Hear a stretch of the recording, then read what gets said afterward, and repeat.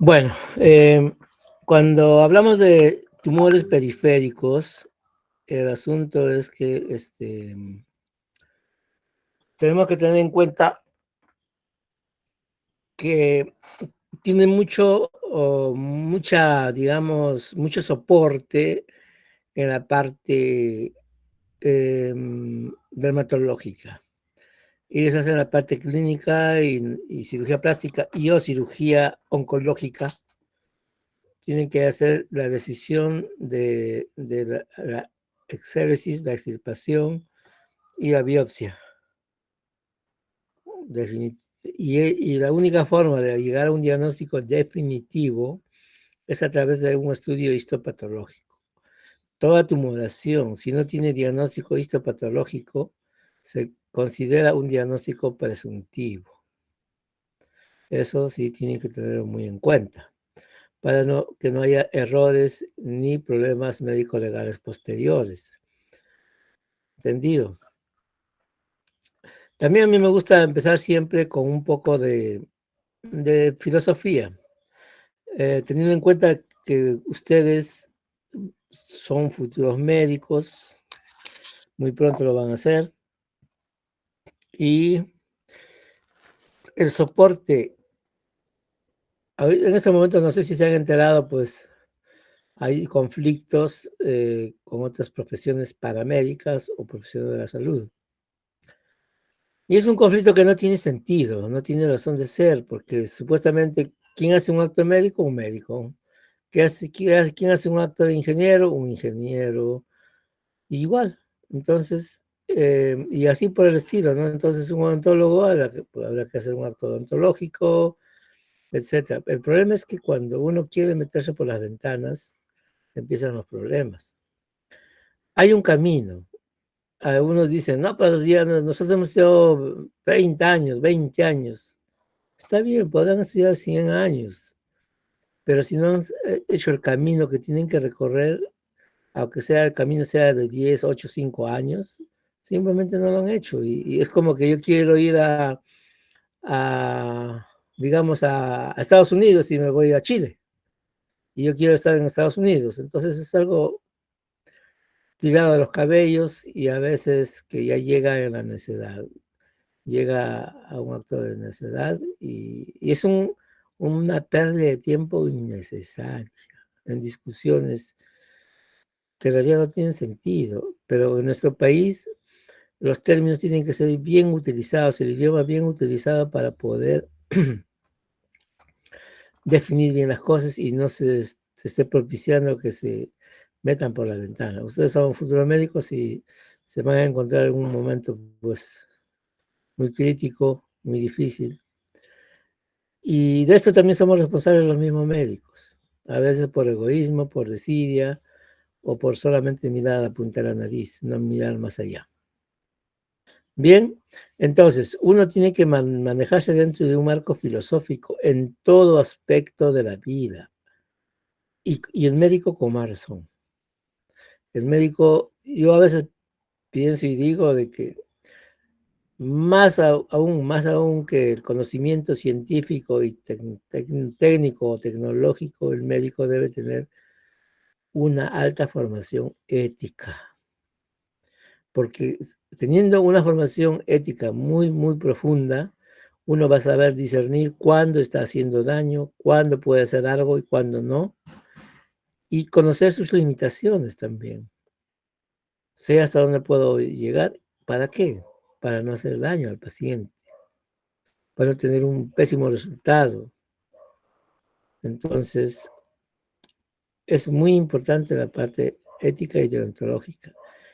Y la relación médico-paciente se basa en eso, en la confianza, en que el paciente pone su salud, su vida en manos del médico.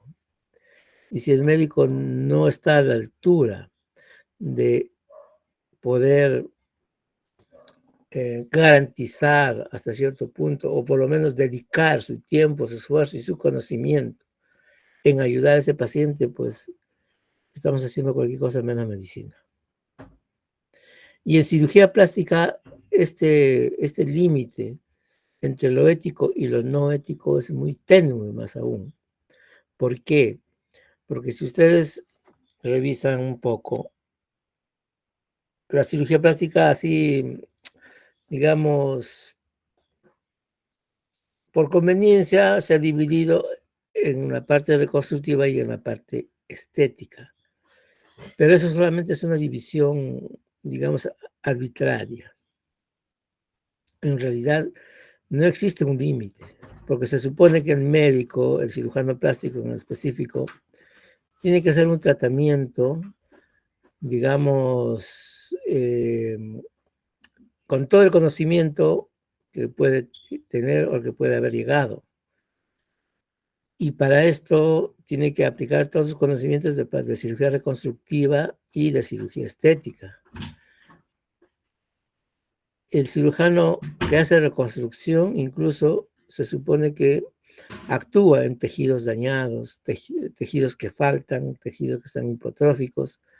Entonces tiene que tener más ingenio, más capacitación, más capacidad para solucionar problemas. En cambio, en la cirugía estética se actúa sobre, digamos, tejido sano. Entonces, no habría motivo, o por lo menos disculpa, para no tener buenos resultados. Y el otro punto es que a veces lleva a la frivolidad. A veces las personas son inconformes con los resultados o quieren obtener resultados irreales para su condición. Entonces, todo eso uno tiene que evaluar en una consulta médica también. Y es tenue porque, por ejemplo, inducir cirugías, o sea, si viene un paciente para una operación, digamos, de una nariz, una rinoplastía estética, yo no puedo, no debo inducirle otras cirugías, por ejemplo, una mamoplastía, un lifting, una blefaroplastía o algún otro tipo de procedimiento estético que le pueda ayudar. ¿Por qué? Porque es antiético y es más, puede incluso desencadenar un problema del síndrome del trastorno obsesivo compulsivo. Generalmente el 50% de los pacientes que van a un tratamiento estético es porque no están conformes con su apariencia, quieren mejorarlo y algunos no entienden que todo tiene un límite. Entonces ya a veces uno puede entrar en problemas con los pacientes. Y en cirugía plástica uno debe buscar siempre dejar la menor secuela posible, porque de esto va a depender los resultados y la conformidad del paciente. Tener en cuenta que la belleza sería la cosa más simple de la naturaleza y ser conscientes de que vivimos en un sistema integrado de todos los seres de nuestro mundo. Y por lo tanto debemos procurar no afectar demasiado a los otros seres de la naturaleza. Y si somos egoístas, pues pensar en que los que creen en la reencarnación, pues cuando vengan de otra vez, encuentren un mundo no tan deteriorado, y o pensar en la descendencia de que tampoco los hijos, los nietos o los bisnietos también sepan o puedan llegar a un mundo que pueda vivirse todavía. Bueno, con todo esto vamos a pasar directamente a nuestra clase de hoy día, que vamos a referirnos a los tumores. Los tumores pueden ser benignos o malignos. Felizmente, la mayoría de los tumores de partes blandas que están descritos son benignos. Esa es una buena noticia. Por lo tanto, su tratamiento también debe ser relativamente más sencillo cuando se hace a tiempo. Porque si es una lesión grande que ha crecido demasiado, va a dejar más secuelas. Dentro de los tumores cutáneos benignos, el más frecuente que vemos en la práctica diaria son los tumores epidérmicos, como las verrugas seborreicas. Si ustedes ven en la imagen, ¿no?, está caracterizado por lesiones verrucosas con hiperkeratosis. Miren acá, hay esas manchas blancas, medio blanquecinas, son de escamas por la hiperkeratosis. Acá también se puede ver. Y como ustedes también notan, son de color parduzco hasta naranja y tienen diferentes formas, diferentes ubicaciones, siendo una de las más frecuentes el dorso del paciente, ¿no? Y como toda tumoración benigna, uno tiene que hacer la semiología, ¿no? La semiología, que ustedes saben, consiste en la inspección, la palpación, la percusión y la auscultación. En algunos casos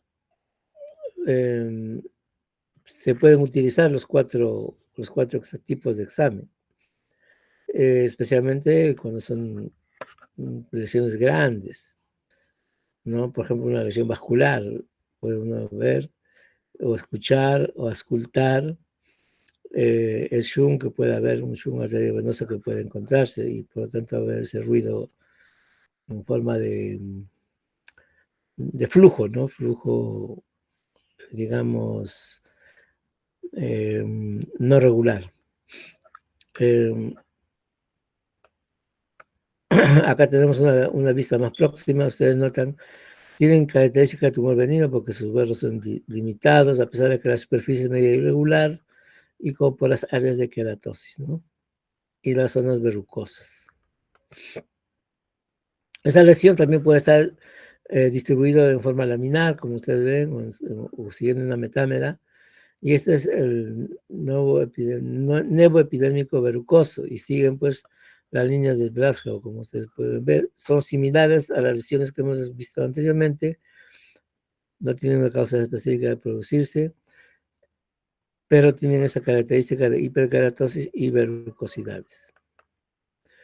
El nevo epidérmico verrucoso inflamatorio y lineal son lesiones que aparecen en forma macular, con algunas áreas de verrucosidad, algunas áreas de necrosis y algunas zonas con pústulas incluso. Tienen escamas, también pueden tener. Y estas lesiones, como digamos, como escada o como, digamos, una costra, son lesiones producto de una gangrena o una necrosis del tejido. Y se localizan básicamente siguiendo las líneas de Blasco, y siempre van acompañados de prurito intenso y extrematización, se pueden producir esquemas, eh, y se localizan cerca pues, de los conductos, de los orificios, por ejemplo, los naturales, ¿no? Por ejemplo, en este caso cerca de la zona perineal.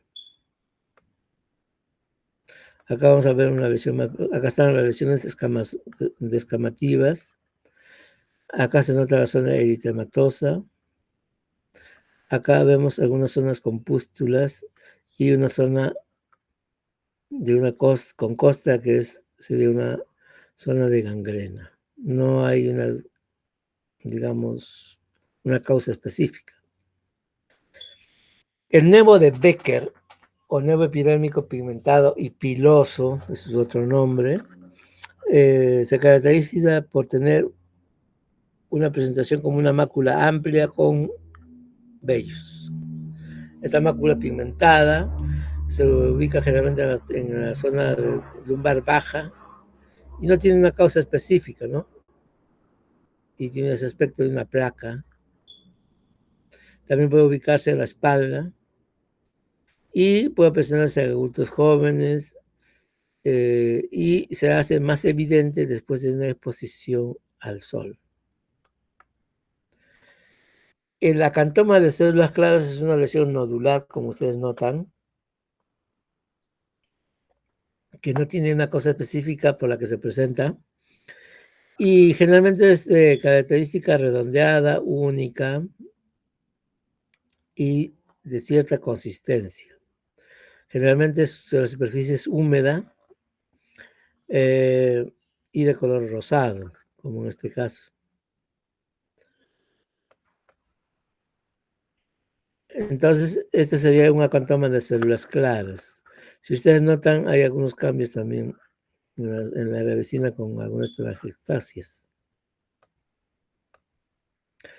El queratoacantoma es una lesión nodular que se presenta generalmente en zonas expuestas al sol, como la oreja en este caso. Como ustedes ven, es un nódulo uniforme, de superficie lisa prácticamente, pero lo típico es este tapón que tiene acá de queratina. Esta lesión algunos lo consideran premaligna y a veces desaparece espontáneamente, en algunos casos después de algunos meses. Y como origen se atribuye al efecto de la radiación solar, a la radiación ultravioleta.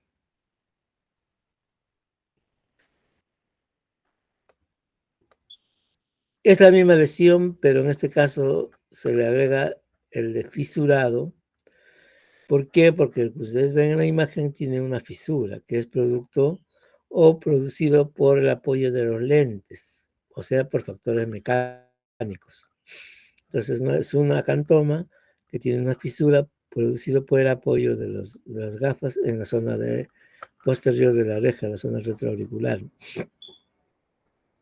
Puede tener un diámetro de 2 centímetros y tiene este color, como ustedes ven, un color rosa pálido, semejante al otro. Acá podemos ver esta imagen típica de cómo y por qué se produce. Es por presión en la zona, o sea, por factores de tipo mecánico.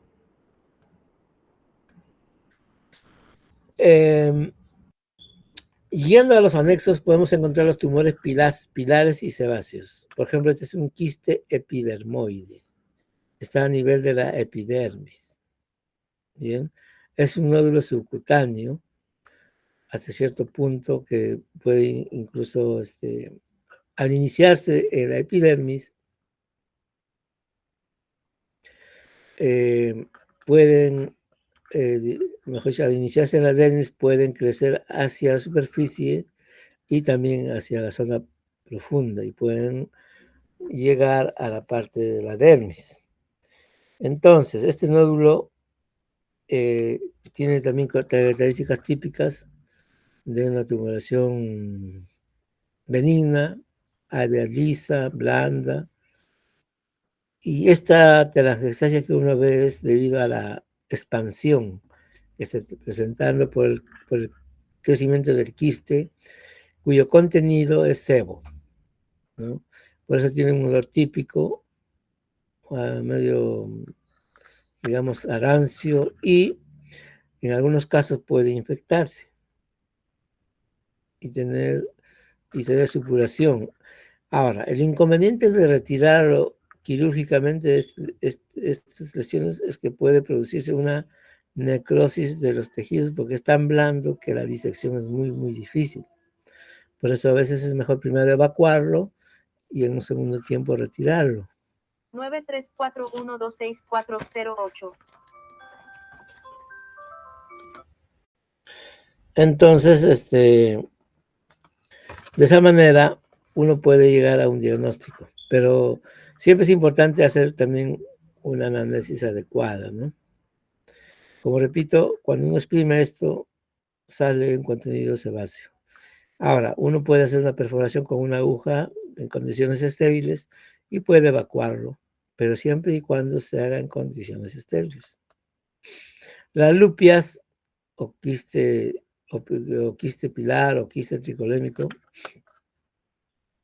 también son lesiones nodulares, como ustedes notan, que se ubica preferentemente en piel cabelluda y tiene esas características similares al quiste epidérmico que hemos visto, pero se localiza en piel cabelluda. Pueden tener desde el tamaño de un guisante hasta el tamaño de un huevo. No hay una causa específica y su contenido también siempre es sebáceo. Igualmente acá tenemos los granos miliares, que son, como ustedes ven, múltiples formaciones nodulares epidérmicas, que surge a expensas de las glándulas sebáceas. Como que la desembocadura de las glándulas sebáceas se obstruye y esos quistes, en vez de evacuar hacia afuera, se acumulan en su contenido sebáceo y pueden tener este aspecto.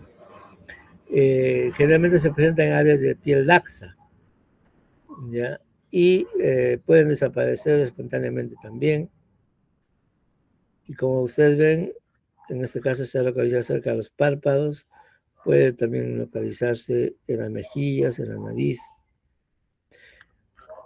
Y cuando esta obturación del conducto piloso, del canal piloso, se desobstruye, puede empezar a disminuir y mejorar el aspecto.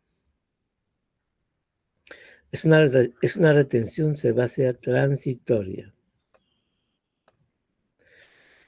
Los tricoepiteliomas, como ustedes notan, también son pápulas dérmicas. Ya estamos en más profundidad a nivel de la dermis. No tiene una causa específica, pero tiene cierto componente hereditario.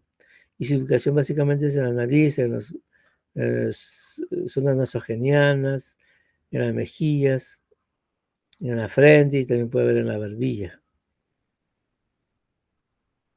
Y pueden aparecer a partir de la adolescencia, incluso en la infancia. Y su tamaño más o menos fluctúa entre 2 a 5 milímetros. Y tienen esa característica, pues, media rosada y en algunas zonas pueden ser blancas y tienen también siempre algunas lesiones telangiestásicas, o sea, dilataciones vasculares. En las personas mayores vamos a encontrar los adenomas sebáceos seniles. Como ustedes ven, tienen un componente sebáceo y senil porque se presentan en personas mayores. Lo típico de esta lesión es que tienen en la zona central algo como una pequeña depresión, una zona umbilicada. Estas pápulas que están ubicadas en la dermis se les atribuye que se producen por reacción a la irradiación solar, a los ultravioletas. Pueden variar desde 3 hasta 6 milímetros y se localizan, pues, por lo tanto, en las zonas expuestas al sol, como la frente, las mejillas, las sienes, y generalmente ocurre después de los 50 años. Y, como repito, son una hiperplasia de los adenomas de las personas seniles o glándulas sebáceas. ¿Ve? Y tienen esta zona de depresión, si ustedes notan bien. Acá se ve mejor. Estas zonas son típicas de este tipo de lesiones, con unos ombligos. El nevo de Hadanson o nevo sebáceo de Hadanson también son lesiones nodulares que son congénitos. ¿Ya? Inicialmente pueden tener ese aspecto medio anaranjado, pero con el tiempo pueden ir tornándose un poco más oscuros y más verrucosos. Si bien es una lesión benigna, muchos lo consideran como una lesión premaligna de un cáncer vasocelular, por lo que se recomienda sea extirpada lo más pronto que se pueda. También las glándulas sudoríparas pueden producir lesiones tumorales, como vemos en este caso, son los tumores sudorales o siringomas. Son dilataciones de las glándulas sudoríparas por obstrucción básicamente de los conductos secretores, y esas pápulas dérmicas tienen ese aspecto, ¿no? Y ocurren generalmente en zonas donde hay bastante glándula sudorípara, como en las axilas, en el cuello, y en este caso vemos en la zona palpebral inferior. Tampoco tiene una causa específica, solamente se le achaca una obstrucción de los conductos excretores de las glándulas sudoríparas. El poroma ecrino es una lesión también nodular. Noten en la imagen que tiene esta característica de tener como un collar de queratina. Esto es típico de estas lesiones del poroma ecrino. Es un tumor benigno, está rodeado de ese collar y generalmente se ubica en zonas del talón, como en este caso. También puede ubicarse en la zona de la planta. Em, ¿Por qué es importante esta lesión? Porque hay que diferenciarlo, y para esto es muy importante la biopsia, de un botriomicoma o incluso de un melanoma acrómico. Hay melanomas que no producen, digamos, eh, eh, pigmentación o hiperpigmentación. Por eso es importante hacer el diagnóstico diferencial y estudio histopatológico. Una vista más próxima, miren, ese es el collar de queratina típico. Y el aspecto, pues, ¿no? Nodular, un poco de consistencia un poquito aumentada y de un color que puede ir desde un rojo claro hasta un rojo medio parduzco. El tejido de la piel cabelluda puede tener estos tumores que se llaman cilindromas. Son tumores múltiples, felizmente benignos, que se localizan en piel cabelluda. No tienen una causa específicamente estudiada, pero se presentan, pues como ven, en la piel cabelluda y da un aspecto como que lo hubieran abollado en todo el sentido de la palabra. Y la superficie es lisa. Lo característico también de esas tumoraciones es que tienen cierta adherencia a planos profundos, muy leves, pero generalmente cumplen con las demás características de una tumoración benigna. No se adhiere a los planos profundos, entonces. Ahora, hasta ahora habíamos visto tumores que se originan en la epidermis y en la dermis a expensas de los anexos de la piel. Pero más profundamente podemos encontrar tumores del tejido conectivo, en este caso como los histiocitofibromas. Son lesiones nodulares, como ustedes notan, de un color parduzco, rojo parduzco. Pueden tener una dimensión de hasta 6 milímetros de diámetro y se localizan pues en las extremidades inferiores. Pueden tener una característica de hiperkeratosis y como su nombre lo indica, tienen una mayor consistencia, porque está constituido por tejido fibroso.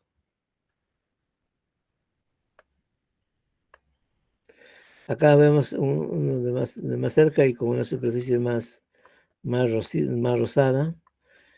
Entonces, estos histiocitofibromas se les vincula a factores mecánicos, factores traumáticos. Igualmente, el fibroqueratoma digital adquirido, llamados también por otros cuernos cutáneos, son pequeñas tumefacciones situadas en zonas de la mano, por ejemplo, que son, digamos, áreas de traumatismos frecuentes. Entonces tiene relación con factores mecánicos. Lo típico es, como ustedes notan en el extremo, tiene un área verrucosa. Bien, y son pues lesiones únicas en forma de cúpula. Acá tenemos una imagen de una cicatriz queloide.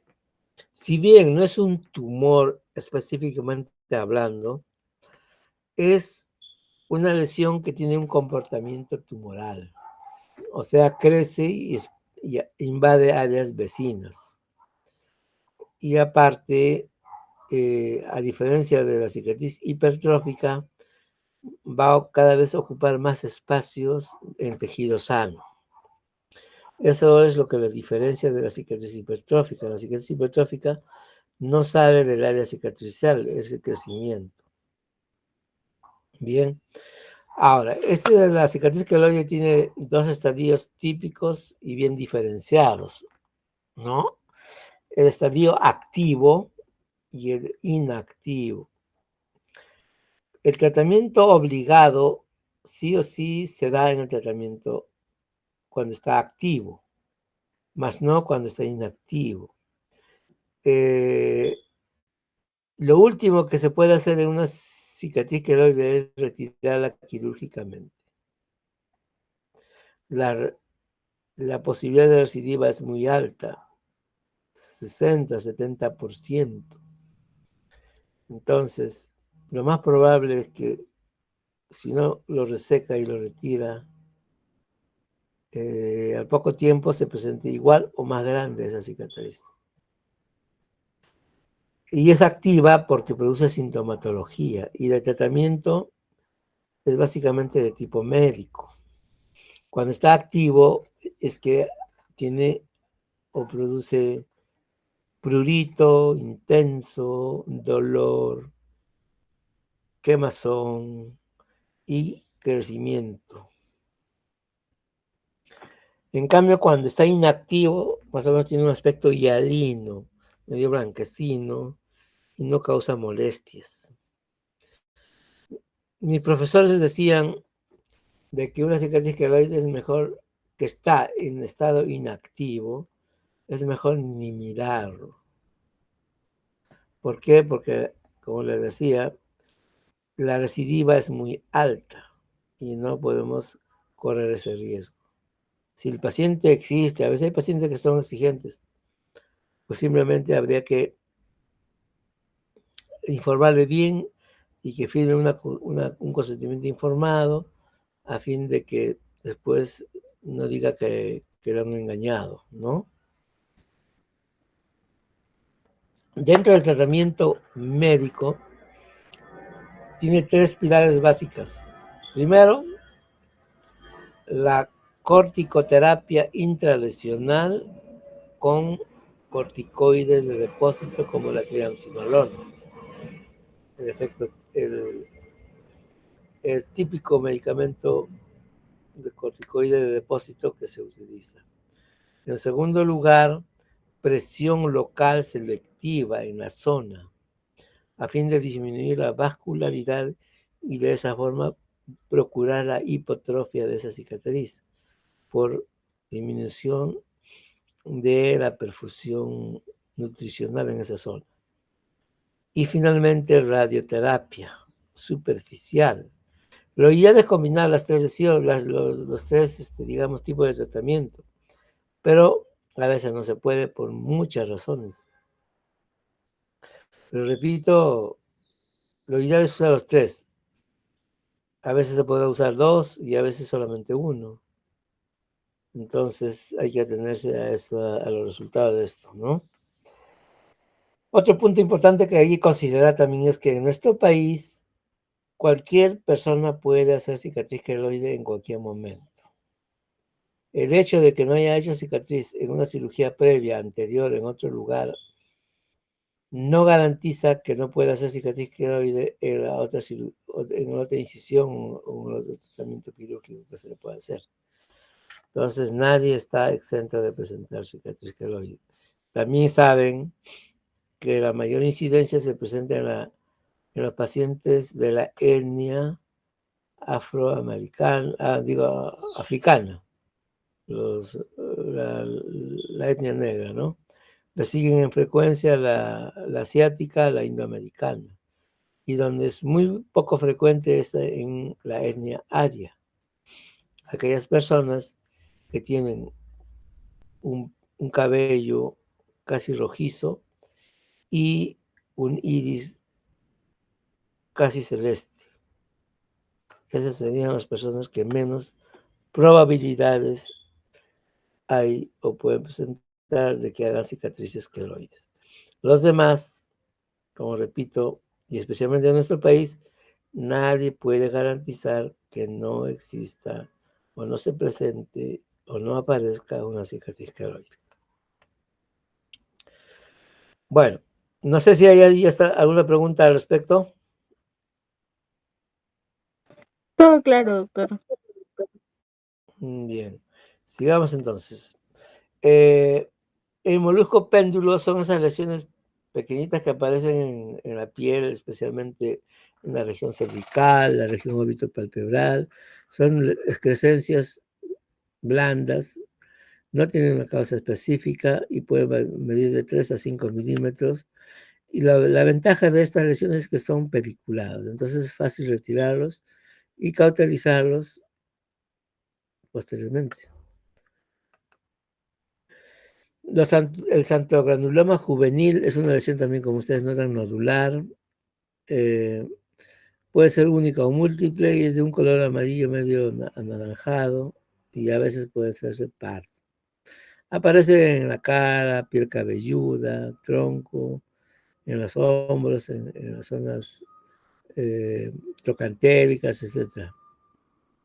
Pero también pueden presentarse tanto en niños como en adultos. No tienen causa específica tampoco. Los antomas tuberosos, como ustedes notan, son pequeñas nódulos en este caso. En otros casos, donde es más aparatoso el problema, pueden ser grandes. Son pápulas ya localizadas a nivel de la dermis. Son lesiones nodulares. No tienen una causa específica, pero sí tienen vinculación con enfermedades metabólicas, ¿no? Y como ven acá, está localizado en el codo, pero también puede localizarse en las rodillas y en la zona de los glúteos. Acá vemos otra lesión mucho más florida, ¿no? Pápulas nodulares conglomeradas. No hay una causa específica, pero sí, como repito, tienen vinculación con las hipertrigliceridemias graves o incluso con la gota también que presenta este aspecto.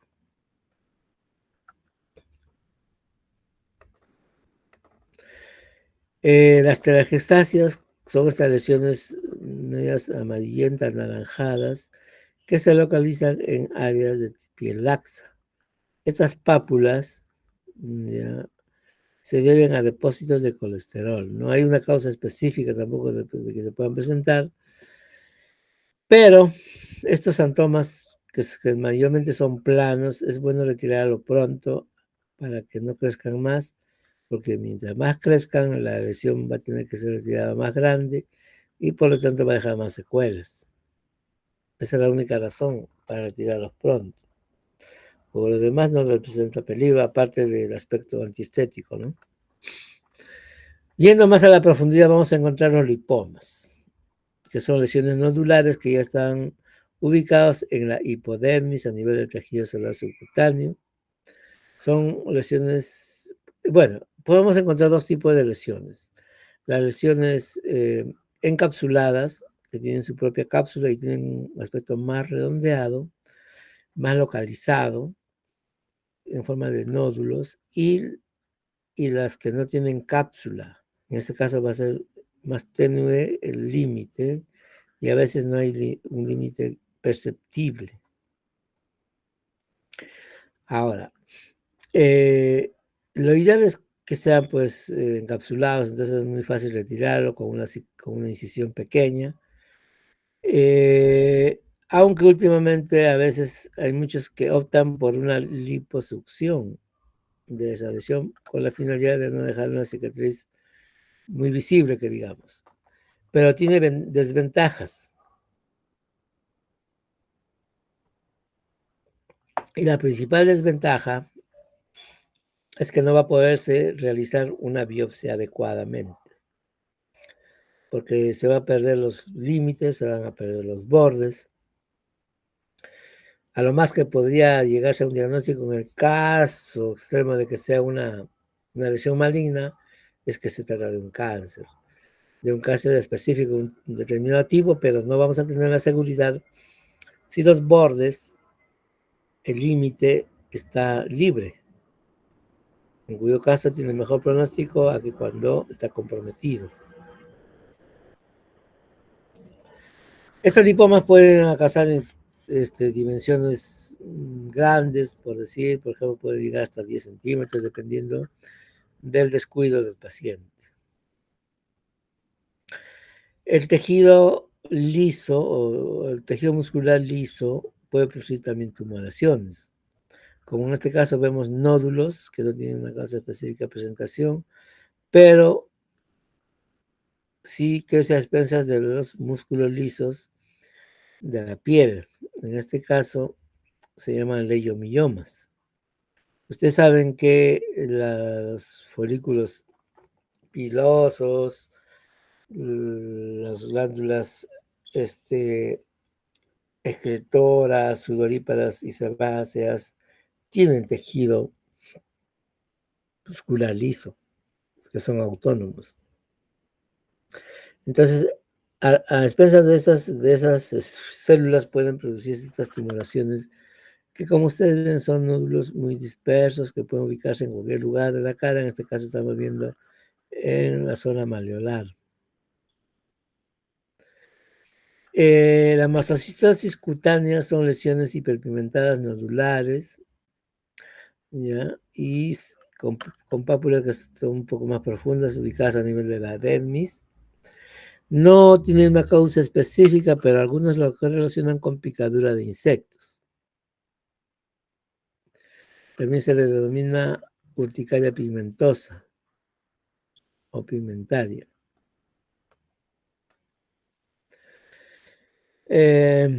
Acá vemos una lesión única de un mastocitoma. Es una lesión tumoral única que ven ustedes de color medio anaranjado rosado y solo aparece en el niño. Esta pápula no tiene una causa específica de presentación. El tejido nervioso también puede producir tumoraciones. En este caso vamos a hablar de las neurocristopatías. Son neurofibromas que pueden, como ustedes ven, pueden ser únicas, como en este caso, por ejemplo, acá, con múltiples y conglomerados, medios amamelonados, y que están formados por tumoraciones que tienen su origen en el tejido nervioso periférico. Su contenido es un contenido medio gelatinoso, muy, digamos, muy blando. Y cuando se viene en este aspecto de las lesiones café con leche, manchas café con leche y esas tumoraciones, estamos hablando ya de una enfermedad de von Recklinghausen. Es un tipo de neurocristopatía. Tiene entonces lesiones pigmentadas y nódulos. No hay una causa específica, pero sí tienen un alto componente hereditario. Pueden también presentarse de esta manera, como ustedes ven acá cerca de la hendidura palpebral. Como ustedes ven, son máculas pigmentadas y nodulares, ¿no?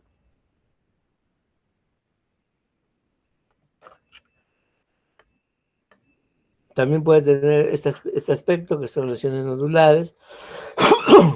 No tiene una causa específica. Esta neurocristopatía se también considera como esclerosis tuberosa de Bougainville, ¿no? Esta característica es, como ustedes ven, son lesiones pequeñas, nodulares, tipo miliares. Tienen también digamos, una transmisión genética hereditaria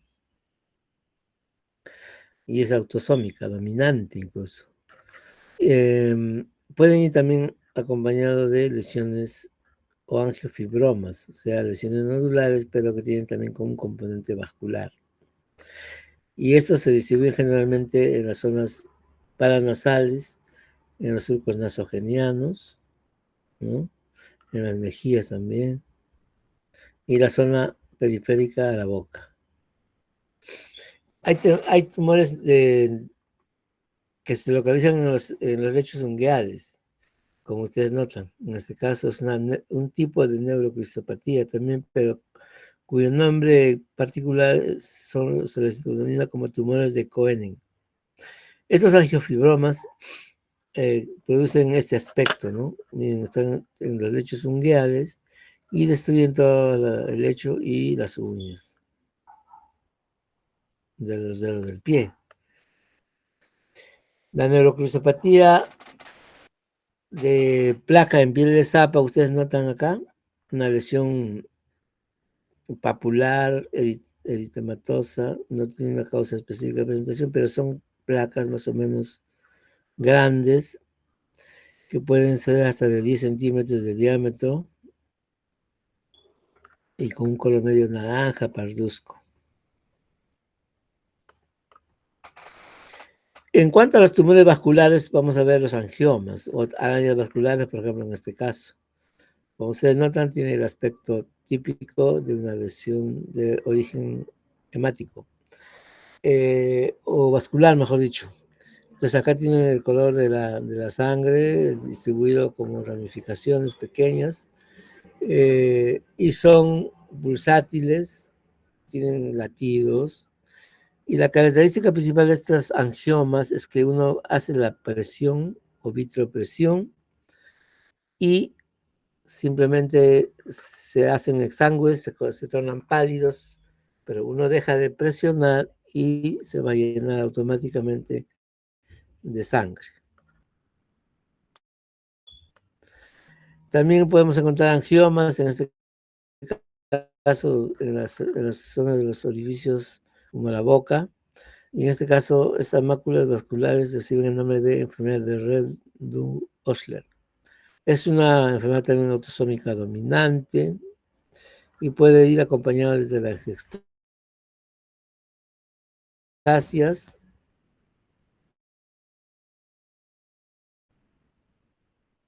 y predominantemente lengua. Este angioma plano gigante, podríamos decir, es una lesión vascular eh, que actualmente ya se puede tratar con terapia con rayo láser afín a la hemoglobina. De esa manera se puede sellar los microvasos y no tener necesidad de retirarlo en toda su magnitud. Y se puede localizar pues en las caras, en las extremidades. Y incluso después de los 40 años puede empezar a ponerse más grueso. Y incluso pueden aparecer nódulos violáceos, siempre superficiales. Acá tenemos otro angioma, tuberoso en este caso, como ustedes notan, tiene un aspecto típico de rojo grosella, son lesiones nodulares, no hay una causa específica. La desventaja de estas lesiones es que, como ustedes notan, tienen pues, una cobertura muy delgada y pueden lesionarse y presentar sangrado. Esas lesiones pueden desaparecer hasta los 8 o 10 años sin dejar secuelas, pero en algunos casos, cuando persisten, sería bueno retirarlo, ¿no? Por lo menos hacer un estudio. Este angioma es más profundo, ya no está tan superficial como en este caso, sino sería en un plano un poco más profundo. Tiene el aspecto nodular, con las dilataciones vasculares que uno puede ver, con telangiectasias, ¿no? Este tipo de lesiones sí generalmente no involucionan. Hay que retirarlo. Los angiokeratomas son lesiones papulares dérmicas, como ustedes notan, pápulas que tienen ciertas áreas de hiperkeratosis, como ustedes ven acá. Este angiokeratoma también tiene telangiectasias papulosas, ¿no? En algunas áreas. Y se ubica generalmente en las nalgas, y lo por esto es importante un diagnóstico histopatológico necesariamente. El tumor glómico o angioma glómico son lesiones nodulares, como ustedes ven, se encuentran en este dedo meñique. No hay una causa específica, generalmente son congénitos, son lesiones vasculares que empiezan a crecer, pero algunos también indalgan algunos factores mecánicos de tipo traumático. Y se localizan en las manos, en los lechos ungueales de las manos, en los pies. Pueden también localizarse en los antebrazos y las nalgas, pero más raramente, ¿no? Lo más frecuente es que se presente en el lecho subungueal y son dolorosos estas lesiones de tipo angiomatoso, especialmente cuando se ubican en los lechos ungueales.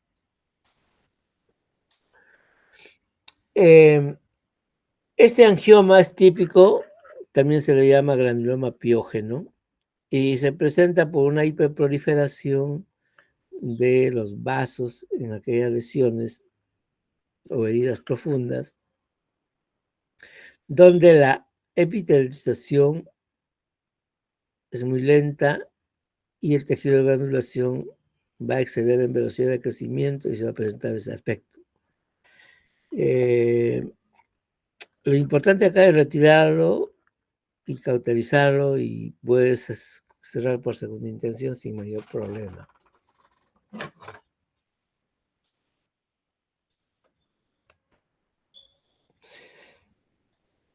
Acá vemos angiomas, estos de color rubí con áreas de queratosis y verrucosidades. Estos angiomas, como ustedes ven, son pequeñas manchas escarlatas, pero también se presentan en personas de avanzada edad y tienen ese aspecto medio naranjado parduzco. Y pueden coexistir con verrugas seborreicas, como vemos acá. Los angiomas serían estas lesiones de color rubí y estas son lesiones, digamos, de verrugas seborreicas con hiperkeratosis que habíamos visto al inicio. No hay una causa específica tampoco. El tejido linfático también puede producir tumoraciones, como en este caso son los linfangiomas. Acá vemos en la zona A son los linfangiomas porque es el color refringente que uno ve, y en la zona B son hemangiomas. Generalmente van juntos, o sea, esto a expensas del tejido vascular y esto a expensas del tejido linfático. Pueden presentar en cualquier lugar de la piel, en el tronco, las extremidades.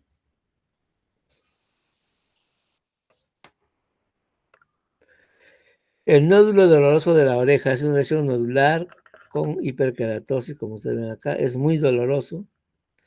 Se les asocia a mecanismos traumáticos y puede llevar a una condrodermatitis, que todavía no tiene una etiología específicamente aclarada. El pseudoquiste mucoide es una lesión ya de tejido un poco más profundo a nivel de las vainas tendinosas, de las zonas articulares. Son, como ustedes ven, nódulos cuyo contenido es una sustancia mucoide. Son lesiones son contenido que se va a acumular en la dermis. Crece hacia la dermis, ¿no? Ya yendo a las tumoraciones pigmentadas, vamos a encontrar los nuevos melanocíticos. En este caso vemos máculas pigmentadas múltiples, ¿no? Que con dimensiones que van desde 1 a 3 milímetros. Estas lesiones se llaman también léntigos y pueden ser, como en este caso, conglomerados o aislados. Cuando están conglomerados, como en este caso, se puede denominar una lentiginosis.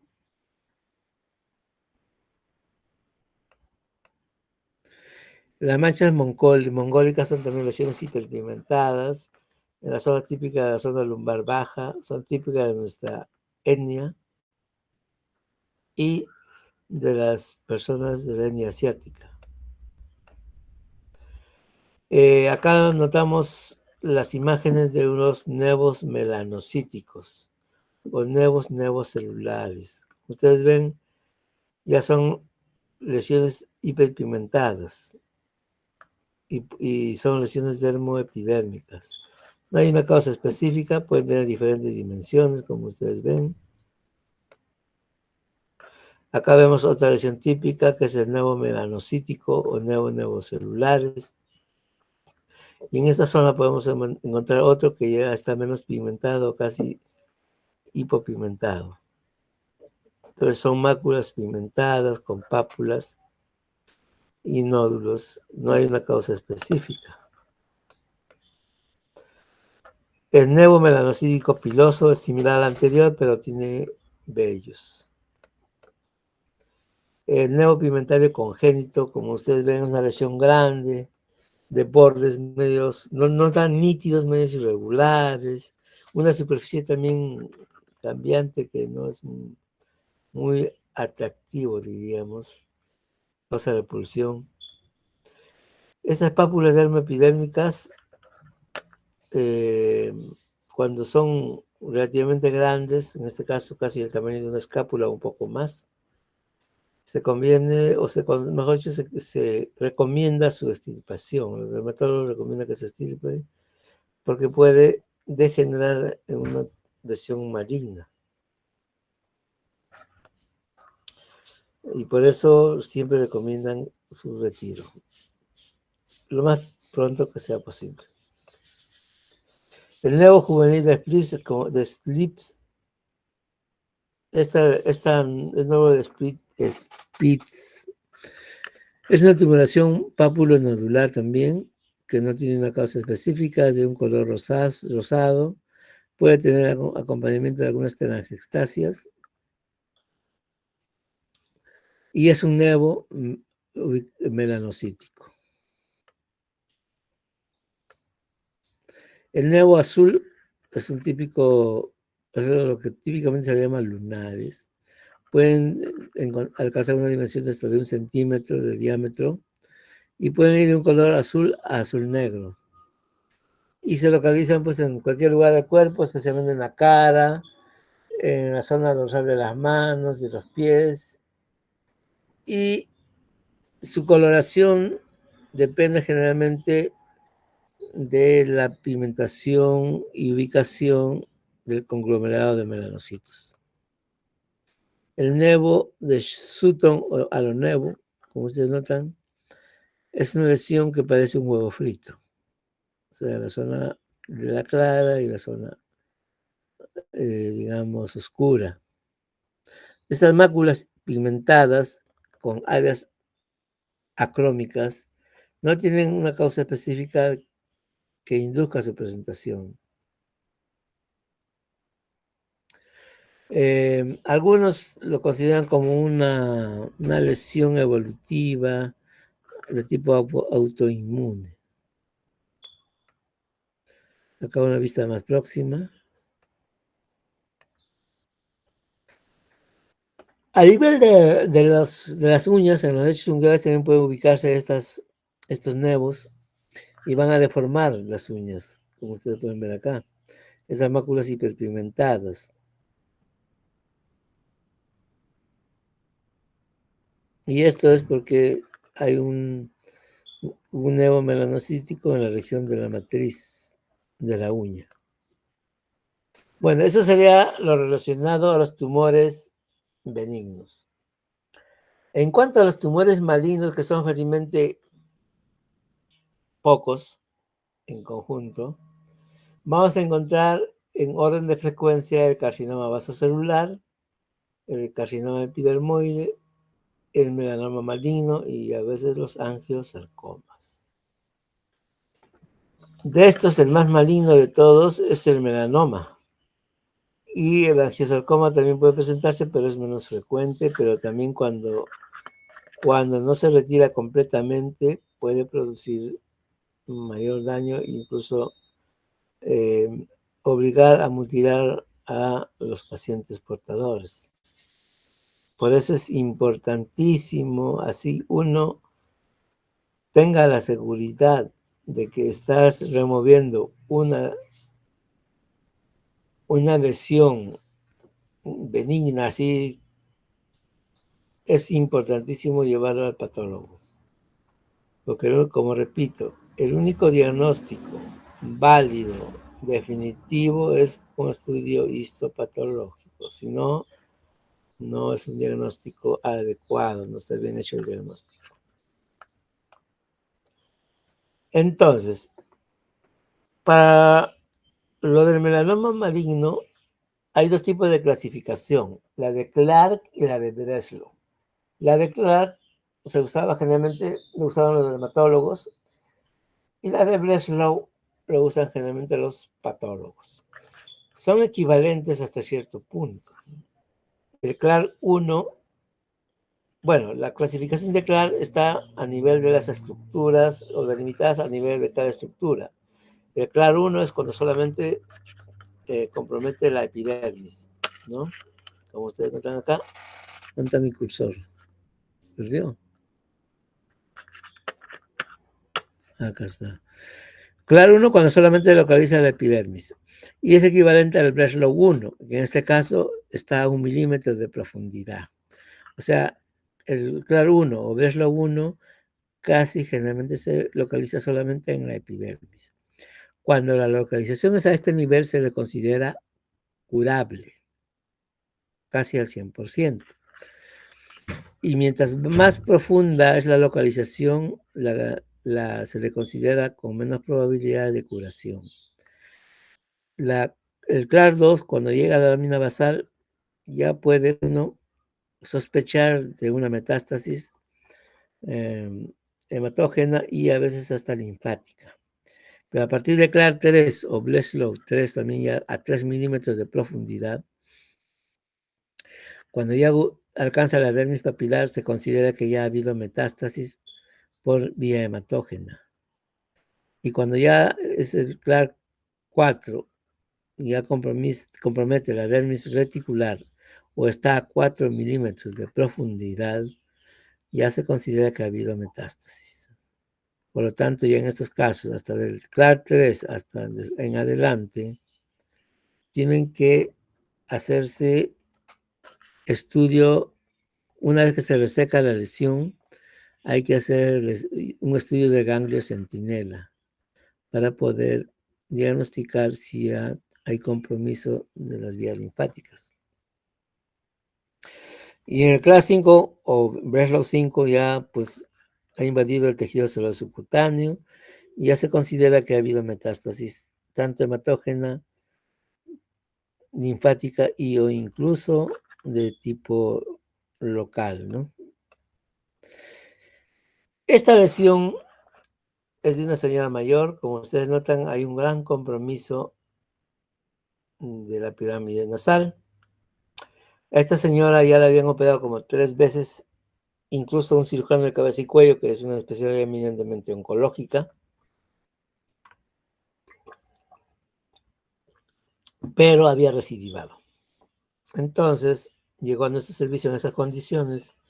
Nosotros consideramos que podría, o sea, se sospechaba más de una lesión de tipo de un cáncer epidermoide, pero se le hizo una biopsia y se pudo determinar que era un vaso celular.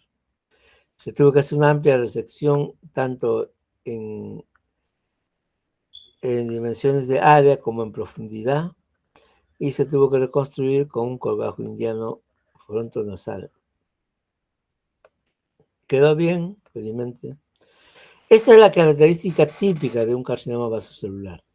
Si bien ya está avanzado hasta cierto punto, pero ustedes noten este aspecto nacarado, que parece una perla. Es típico del carcinoma vasocelular. En cuanto al melanoma, la clínica Mayo ha hecho un estudio de este tipo para tratar de clasificarlo y ha hecho una mnemotecnia del ABCDE. A, para ver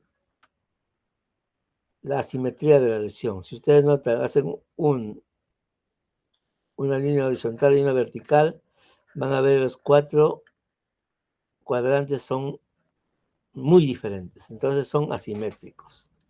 Entonces, la primera condición de un melanoma es que es asimétrico. Segunda condición, los bordes. Como ustedes notan, son irregulares, completamente irregulares. Pueden estar como sea. Y en cuanto al color, este es el aspecto de un melanoma maligno.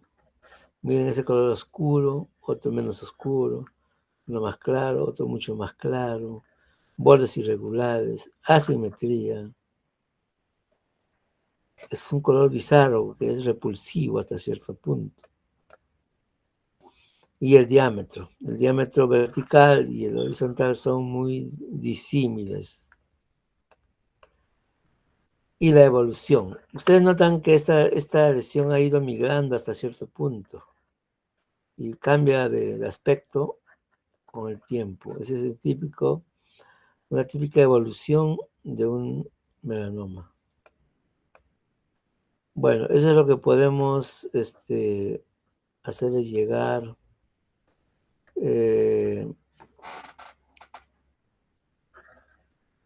No sé si tienen alguna pregunta.